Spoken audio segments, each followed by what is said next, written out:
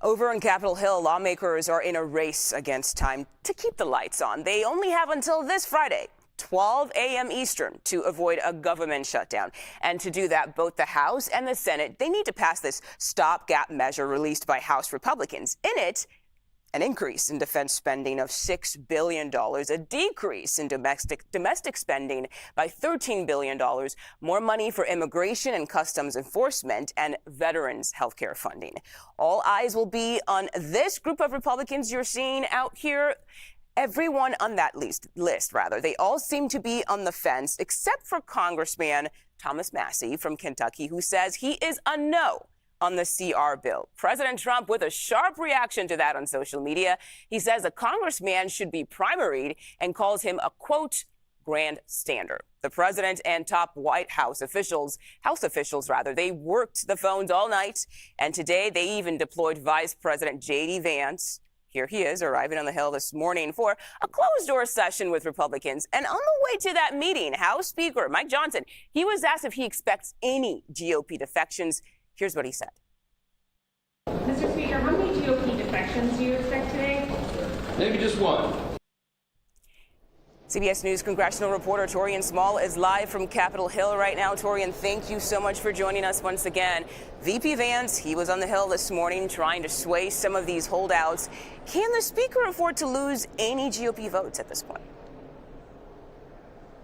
Yeah, not too many. Remember, the very slim majority is 218 to Democrats 215. If just two defect, that means that at this point it's effectively a dead continuing resolution, which is why we're seeing this intense pressure campaign from the White House. We saw not just J.D. Vance here to talk in person with some of these GOP holdouts, but the president himself has been making phone calls looking to alleviate some concerns that mostly fiscal hawks in this conservative wing of the Republican Party still have. Congressman Burchett is one that often says he just doesn't think spending cuts are deep enough, and he's previously been concerned with these continuing resolutions, the practice of kicking the can down the road and continuing the same spending levels that the majority of the Republican Party was against.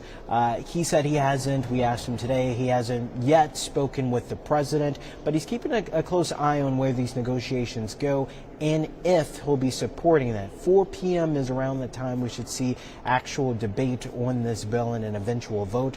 And again, if House Speaker Mike Johnson can't get his conference in order, that means that this bill is likely dead before it even reaches the next chamber of the Senate, where they have an even stronger climb and lift in trying to convince a couple of Democrats to support this bill.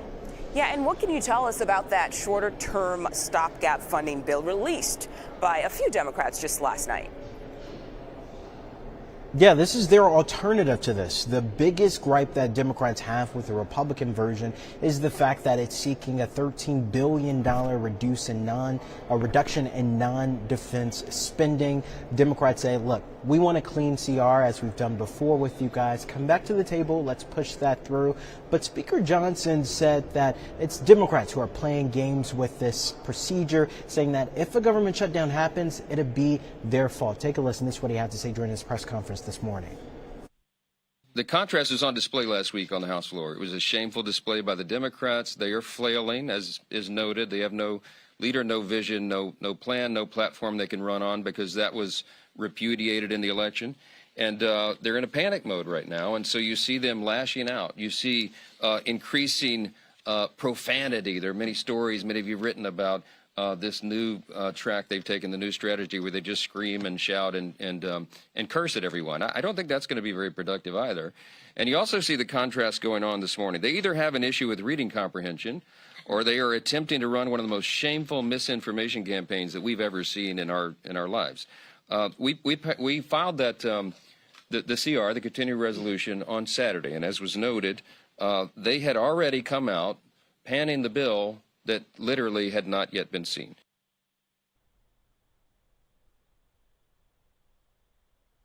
This is one of the situations that Johnson will eventually have to come to terms with, like he's done before in the past. if by, say, Donald Trump is able to convince every member in the Republican conference in the House, minus Massey, who is a hard no, it still has to go through the Senate, which they don't have the numbers to push this through. As we've seen before in the past, Johnson has had to come back to Democrats in order to keep the government open. Whether or not he's going to lean into this threat of blaming Democrats and whether or not that will be effective in convincing the American people ahead of midterms that this is Democrats' fault, as the stock market is going through quite a bit of volatility, is going to be seen. But we've seen him before, in 11th hour negotiations, come back to the table and say, all right, we'll do what you need to do, because this is just a short-term spending bill. They're still looking for those massive changes in fiscal year 2026, which will take the budget reconciliation process that would also be a partisan process, Mugo. All right, Taurean Small, CBS News congressional reporter. Thank you so much for your insight and your brain there. Thanks for explaining it all for us. Appreciate it.